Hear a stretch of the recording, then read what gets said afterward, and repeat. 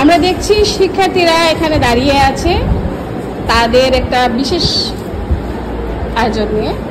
আমাদের শিক্ষানবিজ্ঞতা পাঁচের নাম কি? শিক্ষানবিজ্ঞতা হ্যাঁ, আমাদের ল্যাবরেটরি। তো এখানে আমি ল্যাবরেটরির মতোই গন্ধ গন্ধ পাচ্ছি।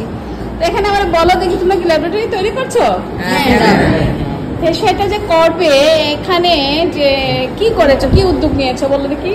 আমরা বিভিন্ন সেলফ বানিয়েছি, মানে সেলফের মতো বানিয়েছি। এখানে আমরা ল্যাবরেটরির বিভিন্ন উপকরণ এনে রাখবো, যেমন কি চিমটা, চামচ, চিমটা, স্পিরিট ল্যাম্প অথবা ন্যাকড়া অথবা গজ, ব্যান্ডেজ এগুলো রাখবা। মানে এটা হচ্ছে তোমার ক্লাসের ল্যাবরেটরি, ঠিক না? এই যে বড় বড় ল্যাবরেটরি গুলোতে আমরা দেখি অনেক জিনিসপত্র থাকে, ঠিক না? কিন্তু এটা হচ্ছে ক্লাসের ল্যাবরেটরি। তো ক্লাসের এই ল্যাবরেটরির জন্য বলা হয়েছে যে একটা বড় কার্টুন হলে ভালো হতো, কিন্তু এখানে তারা নো কস্ট উপকরণ দিয়ে তারা তৈরি করেছে। দেখুন এখানে ফেলে দেওয়া ঘরে বক্সগুলা, এই বক্সগুলো আমাদের সবার ঘরেই আছে, এগুলো দিয়ে তৈরি করেছে, অত্যন্ত চমৎকার। কিন্তু এখানে মানে তারা একটা বেছে নিয়েছে একটা টেকসই একটা, এটা কি low cost no no cost? No cost. আচ্ছা, এইটা কি, এইটা তোমরা সিলেক্ট করেছো সবাই মিলে না? তোমাদের ওই ইয়ের জন্য, ক্লাসের জন্য একটা রাখলেই হবে প্রয়োজনীয় জিনিসপত্রের জন্য, এটা সিলেক্ট করেছো। তো এই যে এটা যে সিলেক্ট করছো তাদের দল এনেছে। তো তারা তুমি বলো এখানে, তুমি বলো যে এইটার জন্য তোমার কেমন খরচ হতে পারে? এটার জন্য বেশি হয় 50 থেকে 60 টাকার মতো খরচ হতে পারে, এর বেশি হবে না।